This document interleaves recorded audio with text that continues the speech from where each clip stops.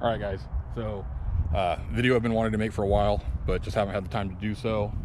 Be kind of taking some notes to gather my thoughts on this, but doing what was going to originally be called my top 5 and least 5 favorite mods.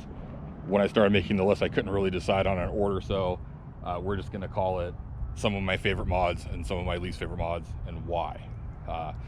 So I've had the rig just over 3 years now. And pretty much all of this work has been done within the last 2 to 3 years. Some of it was done the first week I bought it. And so just kind of wanted to go over it, give everybody a little rundown of what I think on some of the mods that I've had done, just from using them now instead of, the new first impressions. So to start it right off, first, and what I'll say is probably my favorite mod, is the suspension in combination with the wheels and tires. So the suspension is the TRD Pro suspension off of an FJ Cruiser, and I'll explain why here in a second. So the front's going to be the Bilstein 6100 series with the TRD springs. There's a lot of debate on whether it's actually a 6112 shock. It is not the same one you could buy if you just buy a 6112. It doesn't have the height adjustability because it's preset for the Toyotas, and it's valid for the Toyotas supposedly.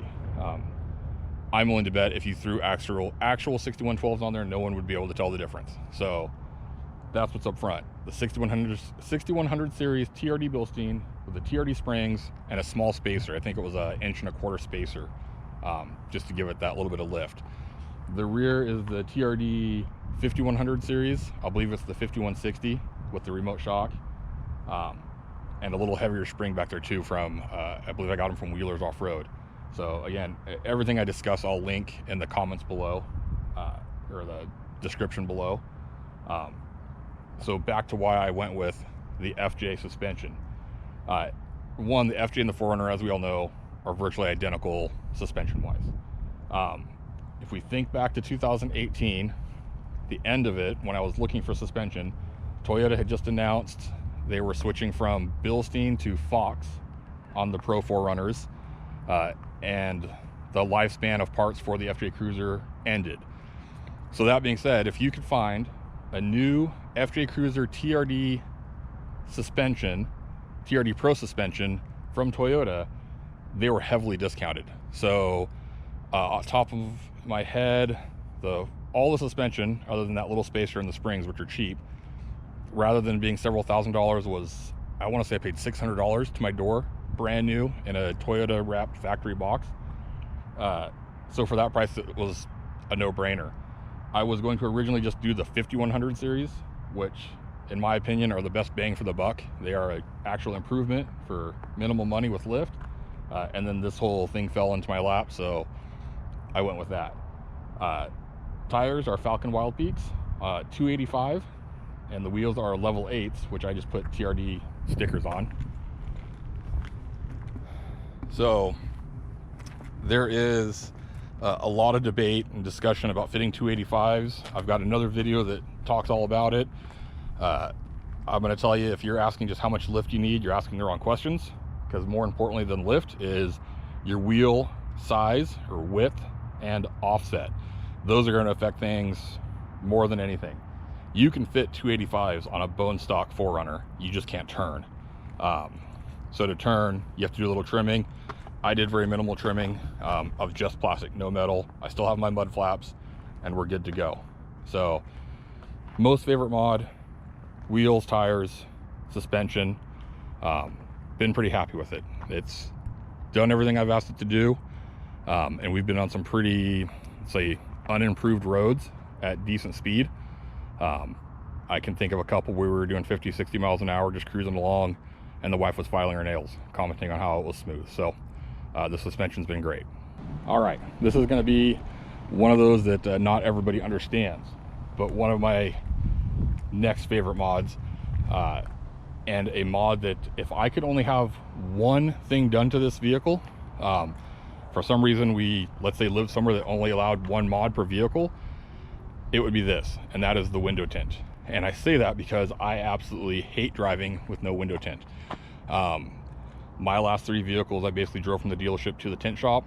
The 4Runner is an exception because it was Sunday and I couldn't find a tint shop open, so I had to wait 3 days to get an appointment in.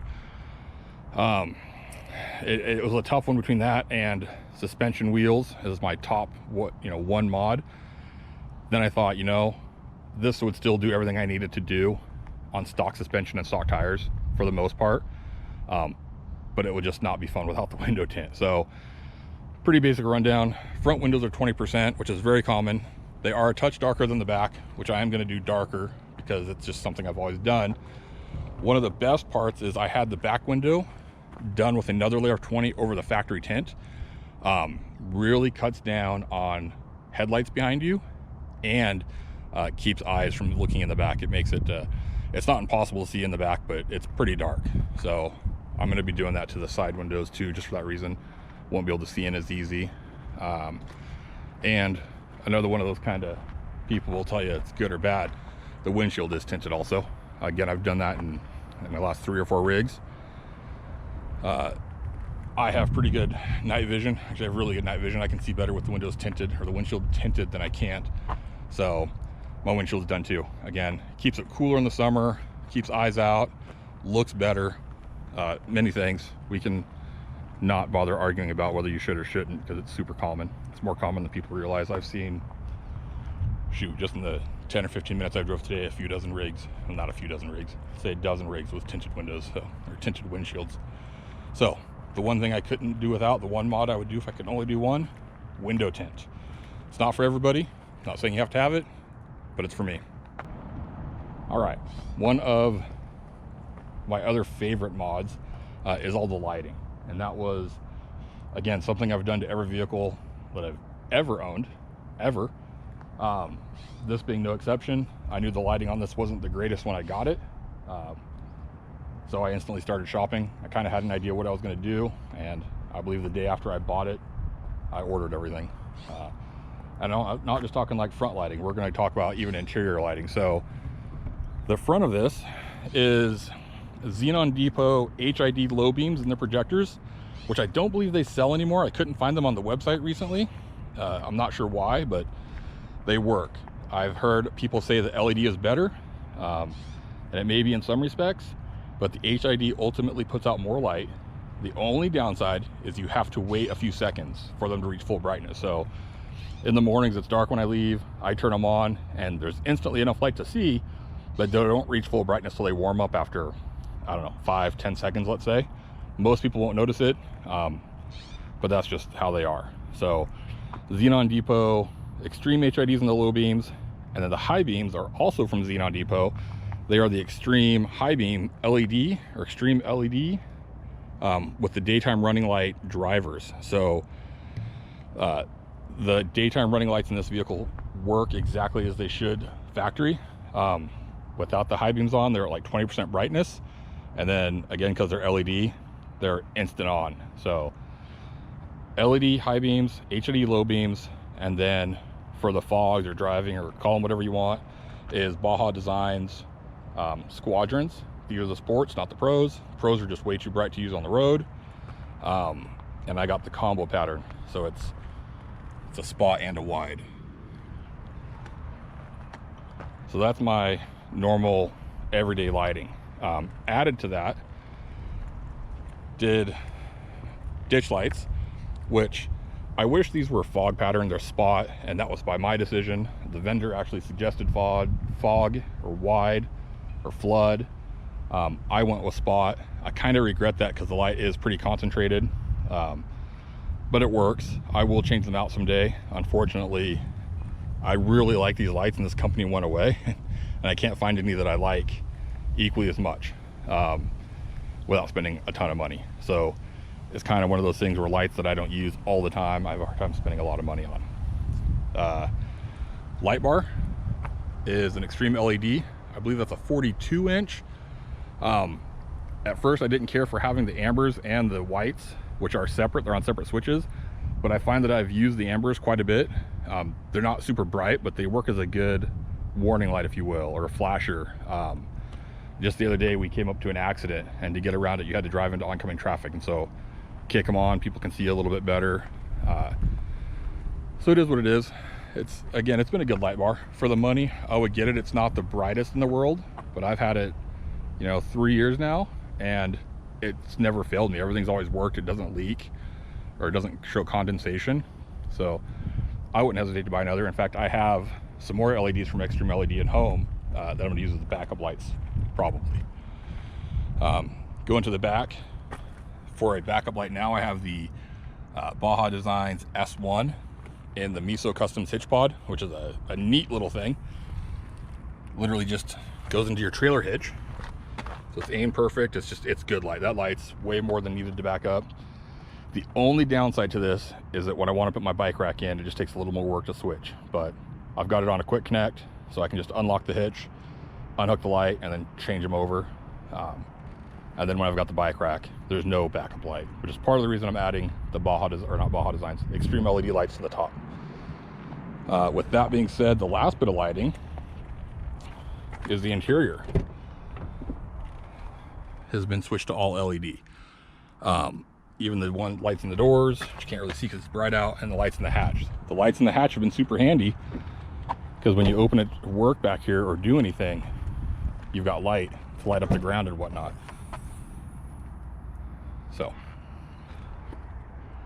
So all the lighting on here is one of my favorite mods, and license plate lights are LED also. Pretty much every halogen bulb, I think literally every halogen bulb has been changed to LED other than the HID headlights. So lighting, been really happy with the lighting, and not sure I'm going to add much more other than those Extreme LEDs in the back, and possibly a light bar in the grill if I ever come across one someday. All right, so we talked about lighting. One of my next favorite mods is the roof rack, which is a Prinsu no drill, low profile rack. I have been absolutely thrilled with this thing for numerous reasons. Let's go over here so I can show you something. I don't know if a lot of people realize this, and I don't know if it's a newer thing, but on the crossbars, there's these slots cut out. So to put the new hardware in, you don't have to remove the crossbars. They literally just slide in. Super easy, super versatile. You can change it, do whatever you want. I also love the fact that stainless steel 1/4 inch carriage bolts from Home Depot work to mount everything, and they're cheap. So run to Home Depot, get your parts, mount them up. I have a Plano case. It's got some stuff in it with the shovel, and then the traction boards, which I've mounted in a unique way. There's a video on that. But one of my favorite things mounted up there is that awning. If you haven't had an awning, don't think you'll ever use one, I still say get one. You will find uses for it. Not just to stay out of the rain, but to stay out of the sun. It's been pretty great. So that and the light bar up there, that Prinsu has been outstanding. I've also, something I didn't realize when I got it, is that it's lower than most racks. So if you start looking at other brands, which is plenty of other great brands of racks, they all sit higher off the roof. And once you start looking at them, at least for me, realizing how low profile and slim the Prinsu is, the other ones look too big. They look disproportionate. They just don't look right. So that being said, if I had to do this again, I would definitely be doing the Prinsu again. Just been floored with it. It's great. All right, so threw the awning out real quick. It's not adjusted as it should be. It should really, actually, doesn't matter because it's not raining, but probably a little higher than I would normally set it up. Goes up super easy. I did it by myself, probably took a minute or two. I was always impressed with this canvas. It's quite a bit nicer and thicker than you would expect. And two, when we kind of go back to lighting, this does have the LED strip light and the plug-ins to plug into the cigarette lighter or the 12-volt outlet. So you've got lighting under here at night, which is pretty neat. So, yeah, and that's the Ironman 4x4 awning.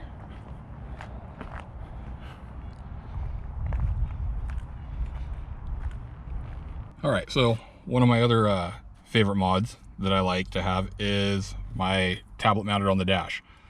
A couple reasons. I use it for navigation day-to-day, just Google Maps and traffic, but I also run Gaia on it, which is on there right now. You can see we've mapped out a few things. Maybe you can't because I don't know if the camera's picking it up. But that, and just times when I am waiting for something or whatever, I've got YouTube TV, Netflix, Hulu, Amazon Prime Video, pretty much everything we could want is there to watch. So this is an LTE tablet, so it's got signal through Verizon. I don't have to hotspot it, and it's mounted with a RAM mount system to the dash. Again, there's an older video showing how to do that. This is actually my second tablet. The other one lasted about 2 years. Then the GPS in it died. It quit getting a signal. So I just picked up this Samsung one, which so far so good. And while we're in here, one of my other favorite mods I did is the black vinyl on the hood scoop. Anyone who's got a TRD or TRD Pro with a hood scoop, especially a white one, you know what the sun does on that thing. And I didn't believe it until I got this, and it seems like the sun was always glaring off of it. That vinyl has fixed it. So I'm really happy I did that. Did that myself again. There's another video in the past showing how to do that, but that's been great. Sun glares down and it just looks good. All right, so that covers the mods that I would say are on the top of my list. They are mods I would definitely do again if I was starting over from scratch today. Those are all solid mods. I'm happy with them. They've worked great. Again, all things I would do again. So let's kind of talk about some things that aren't bad mods or regretful mods, but mods that I would question. And they're all pretty minor. I'm pretty happy with the way this rig has turned out. So just a couple minor things. And again, this list is in no particular order. And again, they're not bad. They're just how I feel they've benefited me. So one of the first things, I've always wanted the flip fob for this. And it's kind of is in a combination of things. So I got the Miso Customs flip fob. Now, again, nothing against Miso Customs. This is a great unit. Fit and finish is outstanding. It works like it should. The downside is these buttons are super sensitive. So just having it in my pocket or my bag, I have to be very careful because it'll often arm or disarm the alarm or set off the panic or anything of the such. So in all fairness, I also haven't reached out to Miso Customs to see if I can adjust that any. I think there is probably a way, and I need to do that. I just haven't. So in combination with that, that's one of those things that I would think about doing again. And this kind of goes into a combination I'm going to talk about right now. The alarm. So I've got an aftermarket alarm with remote start. It's a CompuStar, and the alarm itself works great. It always does what it's supposed to do, always starts when it's supposed to start, always goes off when it's supposed to go off. But when I did the alarm, my goal was to have a single fob. I only wanted to have this. Now I know the range on this isn't very good, but I didn't need a long range because I also got Drone Mobile, which is the cellular application. So you can run an app on your phone to control your alarm and see several other things on the vehicle. So I have that. It's been installed since day one, and 90% of the time it's awesome. The problem is 10% of the time it won't connect. I can be in the best of cell service areas and it just says it can't get a signal. Again, it's only 10% of the time, but it was enough to where I couldn't trust it. So I had to get the T12 remote, or T11, I can't remember which one this is, which is a great remote. It's got plenty of range. It works awesome. I can be inside a building, start it before I even leave the building.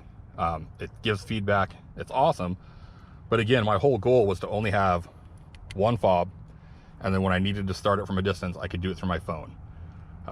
So now I have an extra fob, which was a decent amount of money. I still have the Drone Mobile unit in, which was a decent amount of money, and I pay a monthly fee because it would be a waste to not have it for the 9 out of 10 times it does work when I need it. It also offers a few other conveniences when it works. A GPS locator and alerts to your phone if the alarm's been triggered in either stage. So I've looked, I don't know if there's anything better. And I've talked to Drone Mobile. We just haven't found a way to make it work 100% of the time. They're convinced I'm just in bad cellular service, but it's not.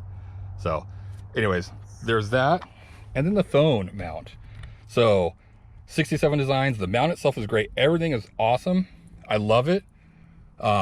It's been in here for about 3 years. I would just think about it again if I was going to do it. I may very well end up with this exact same setup.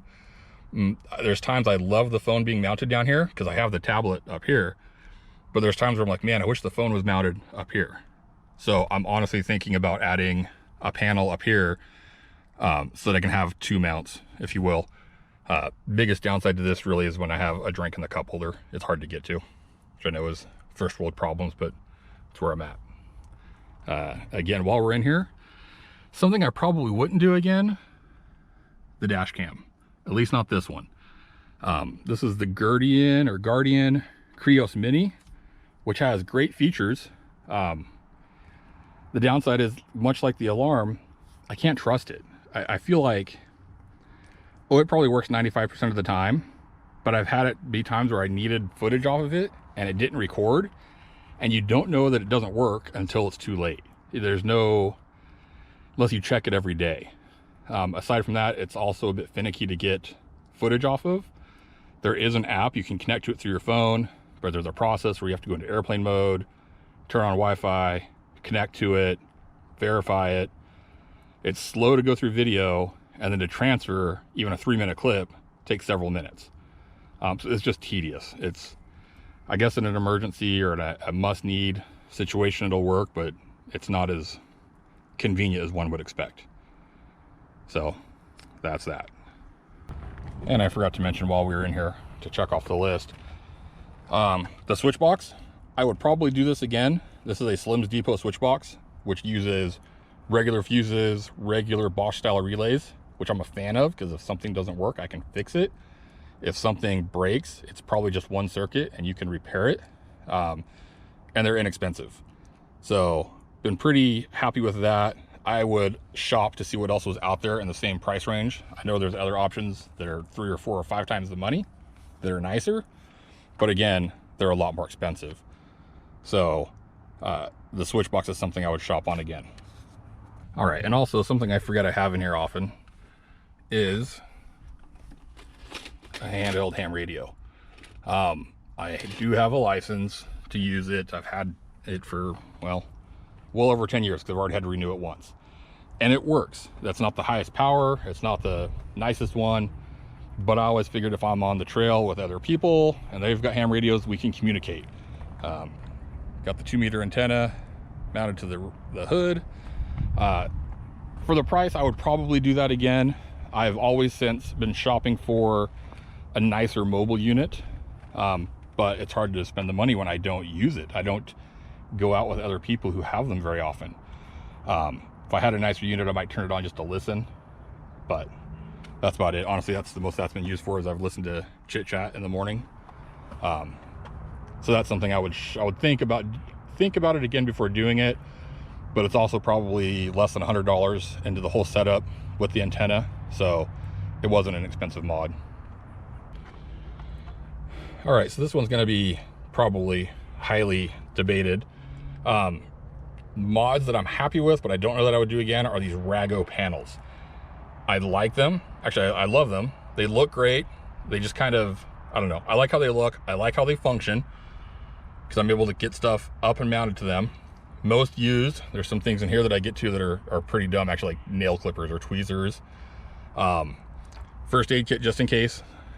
A shooting mat, which is actually coming pretty handy, not necessarily always for shooting, but if you just need to lay down somewhere or throw the awning out and need a blanket of sorts, there's that.